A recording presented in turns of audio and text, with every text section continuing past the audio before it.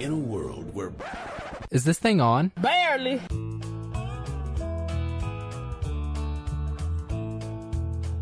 This episode of the Just John podcast is brought to you by two of the most amazing patrons on the planet. Everyone that submitted questions for this episode, and the random fact that in Utah it's against the law to fish from the back of a horse.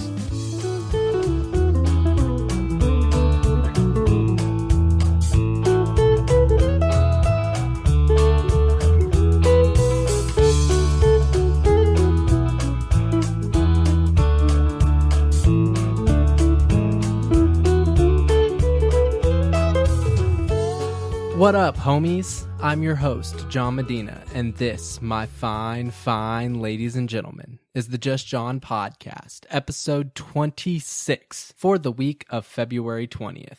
Today on the show, it's the listener special where I'm going to spend the whole episode answering the questions you have asked me. I like rusty spoons. I like to touch them.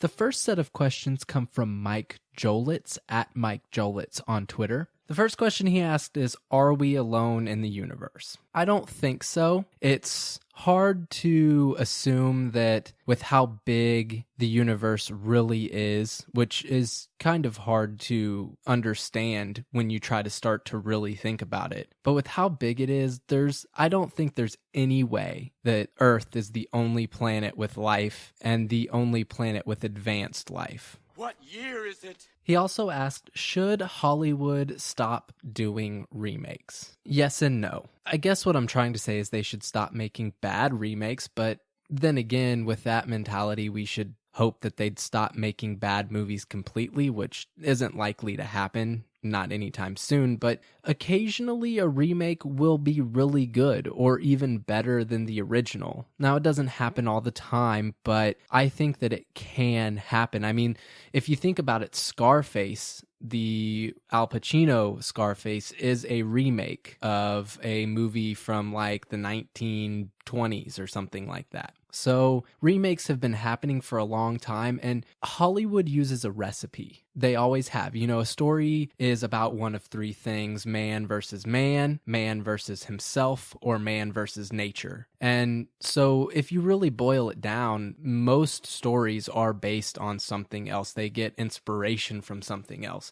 Now, the remakes are a little different because they are taking a story that's already been told and retelling it, but a lot of movies retell old stories in a new way, and sometimes you don't even know it. Now, direct remakes with the same name and everything, I don't see a problem with them as long as they make a good movie. And to be honest, even if they don't make a good movie, you still have the original that you can love and watch over and over again. And you don't have to even consider that the remake was even made if you don't really want to.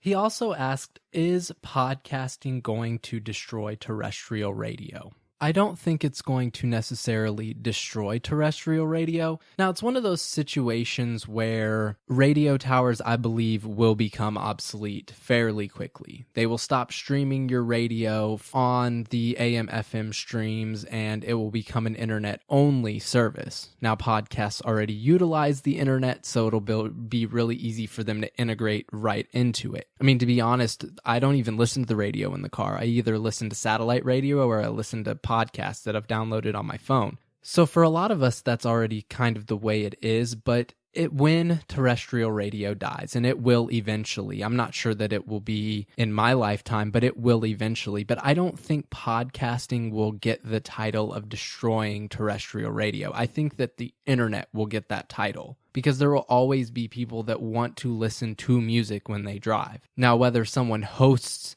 above that music and says this is what we're playing and things like that I don't know how it'll work out. And there are plenty of podcasts that play music but also talk a lot, so there's kind of a hybrid. And then they have podcasts that are basically just like a radio show, like your morning radio, where they talk a little bit but most of the time they play music. So we've already got all of the formats that we have on terrestrial radio in podcasting.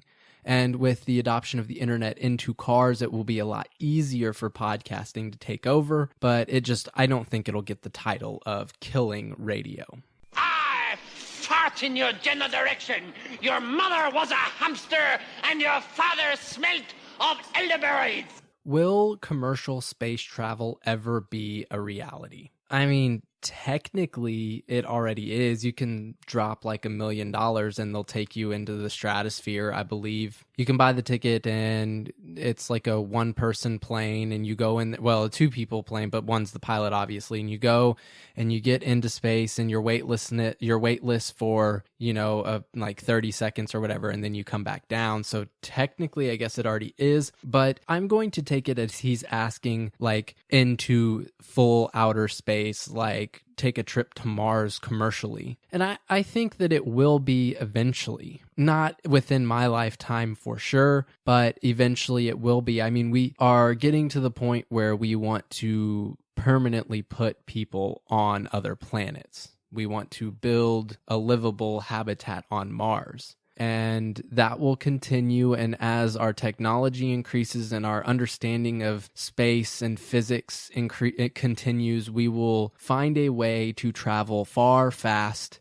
and efficiently, and it'll become a reality that you can take a vacation to Mars or a vacation to wherever, some planet we haven't necessarily discovered yet. So I think it will happen. I can't say that I know when it will be a reality, but I do think that it will be a reality. Hello, I'm Bill Nye. You may know me from such things as science.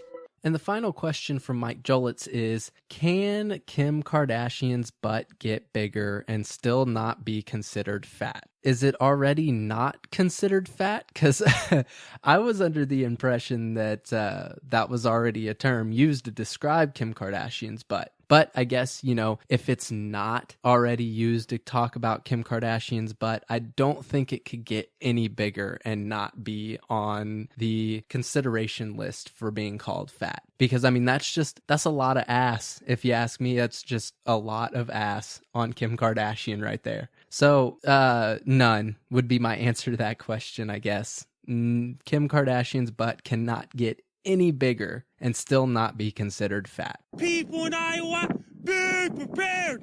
Chris Revel at Let's Chat Podcast on Twitter asked, who is Zoom? I'm assuming that he's asking who the comic book / TV show character of Zoom is on The Flash. I don't know if he wants to know.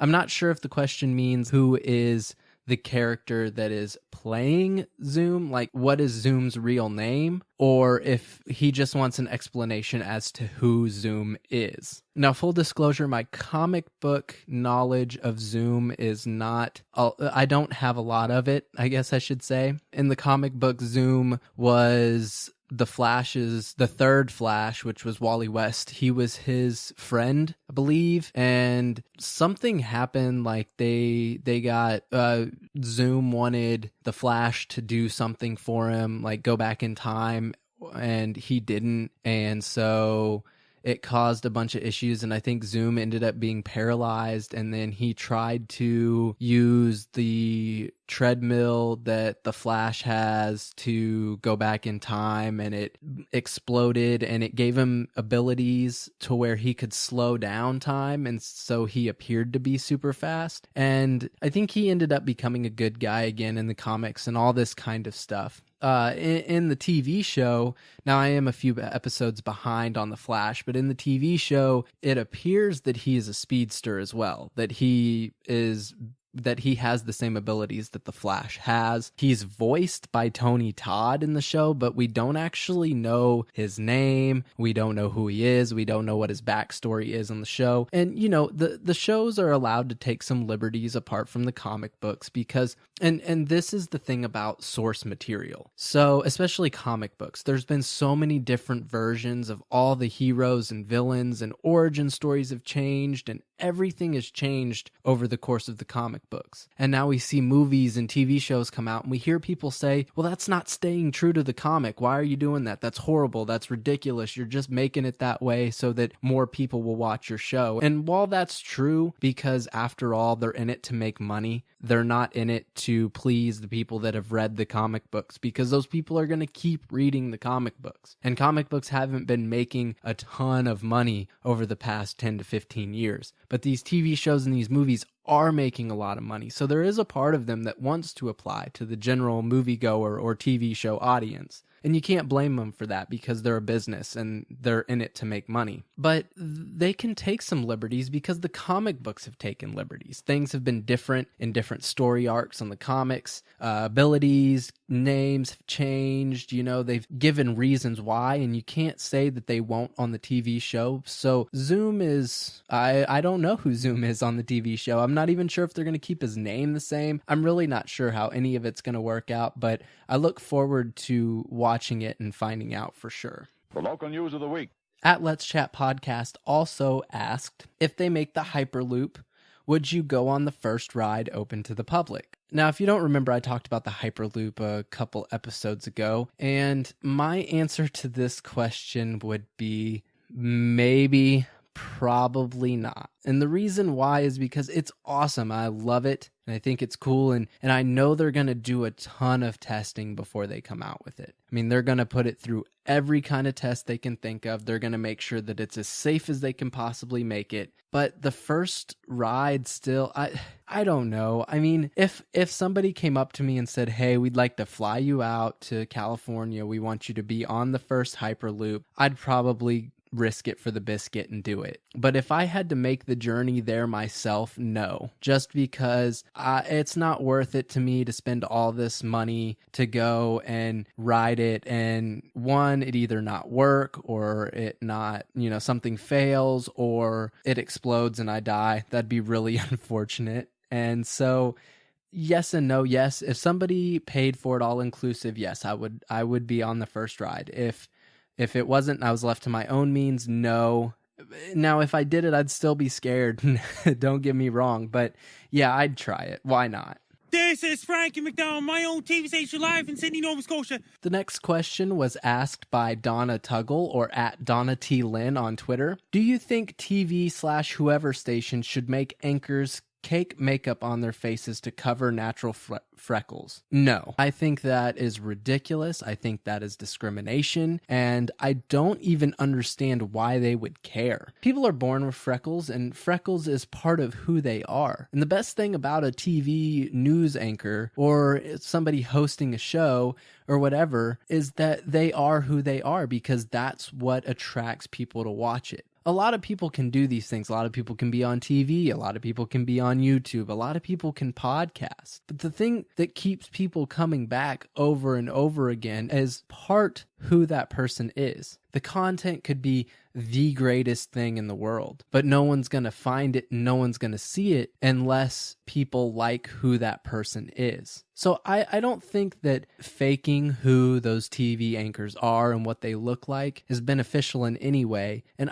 if you have freckles, cool, you got freckles. You know, that's part of who you are, and I respect it, and everybody else should respect it. So my answer is no. I do not think that TV stations should make anchors cover their freckles with makeup.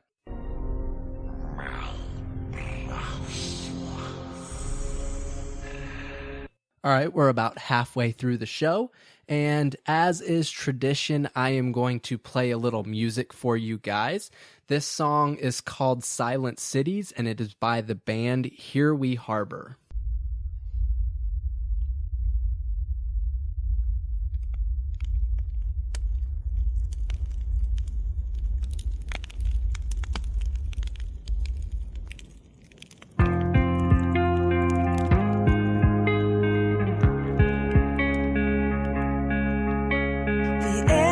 Thick, filled with the many of our sins. The selfless person we were thin.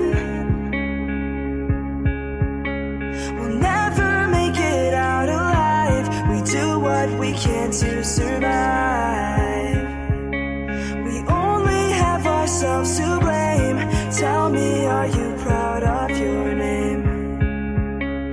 Keep your head up high, voices low. Keep your head up high, voices low.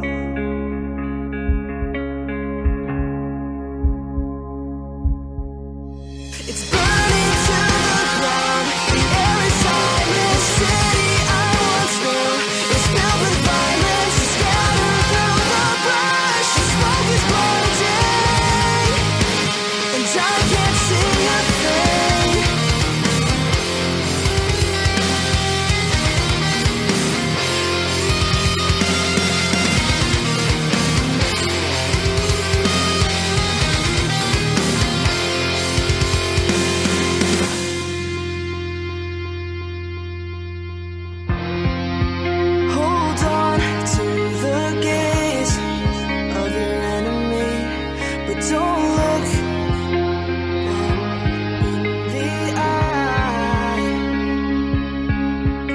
what's left of your integrity.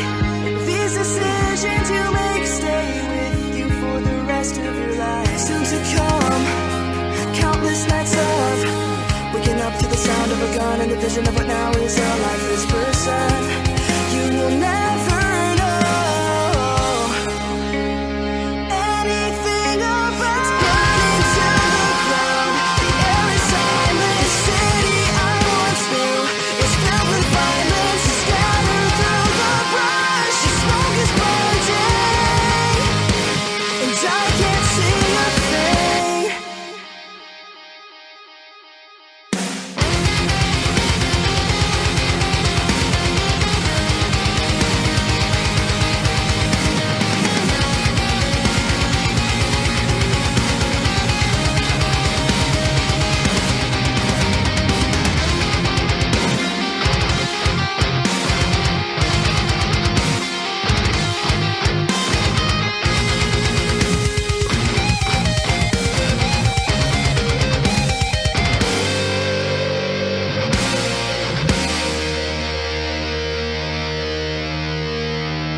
It's burning to the ground. The air is silent. The city I once knew is filled with violence. We scattered through the brush. The smoke is blinding, and I can't see a thing.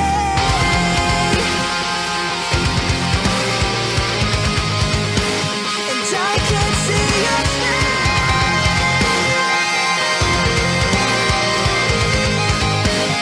Burning to the ground.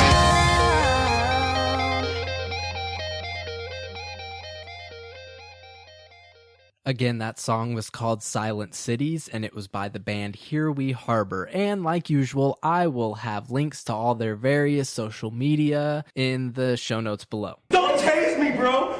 Don't tase me. The next set of questions come from Epic Film Guy Nick from @EpicFilmGuys on Twitter. The first question he asked is 3 movies you think everyone should have in their collection. Now, the first 2 in this list were incredibly simple. The third one was not simple at all. And I cheated a little bit because the first on my selection is Star Wars. And by Star Wars, I mean at least the original trilogy. But honestly, as you've heard me say before, I don't think that the original or the 3 prequels were as big of a pile of shit as everybody else does. So they still have a special spot in my heart. So really all 6, and when 7 comes out, that one too. So when I say Star Wars, I mean all the Star Wars. Now, of course, if you aren't a fan of the prequels, that's cool. All film is subjective, and you have the right to not like those films. So at least the original trilogy. If I had to pick one of the original trilogy to say as my definitive number 1, it would probably be Empire. My second one on the list is also a cheat. It's the Lord of the Rings, and again, when I say Lord of the Rings, I mean all 3 of the Lord of the Rings films.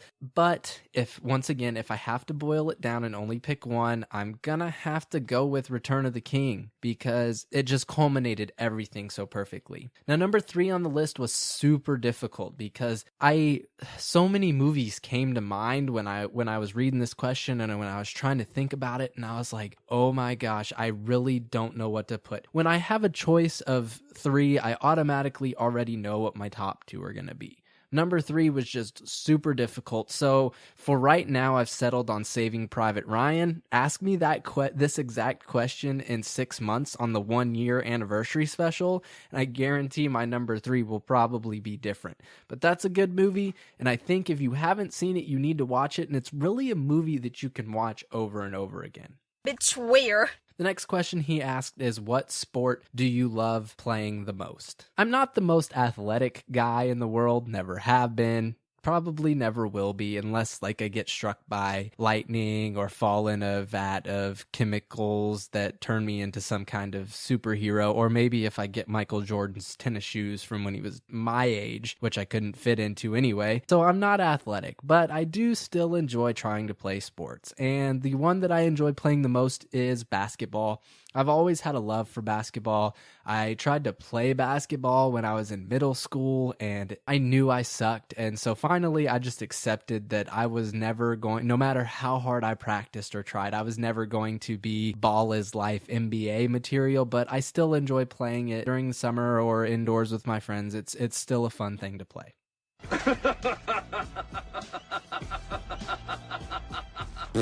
The final question that Epic Film Guy Nick asked is, when will Just John guest on the Epic Film Guys podcast? And my answer for that is very, very soon. Either mid-March or beginning of April, something is going to happen. I've contacted Nick and we are talking, and we're going to get something worked out for you guys. So I'll keep you updated on that, of course. At midnight Saturday, the telephones in this city will be changed to dial service, and all telephone numbers will be changed. Cool Guy Mike at Mike Rappin on Twitter asked, why is it so important that Han shot first? The reason why it's so important is because the fact that Han shot first embodies the first impression that we get of Han Solo and carries his character development really well. Han Solo is a smuggler. He's not a hero, and he's not necessarily a good guy. Now, he's not a bad guy, technically. I mean, he's not out here just killing people for fun, but he's also not a good guy. And that's who Han is, and it's so important to the story. You've got a anti-hero, almost. A bad guy that comes and joins forces with the good guys because of selfish reasons and actually ends up being a good guy in the end. And we see that pictured perfectly because Han, when he feels that he is threatened, whether someone else is going to try to shoot first or not, it doesn't matter. Han shoots first, asks questions later. That is who he is, and that is supposed to be how he's depicted in the film. And when they edited that out and made him not shoot first, it changed your initial perception of Han Solo and the type of person that he is, and then it reduced the climactic effect of his growth as a character from the beginning of the trilogy to the end of the trilogy, becoming a decent human being. So that's why I think it's so important that Han shot first. The Force will be with you, always.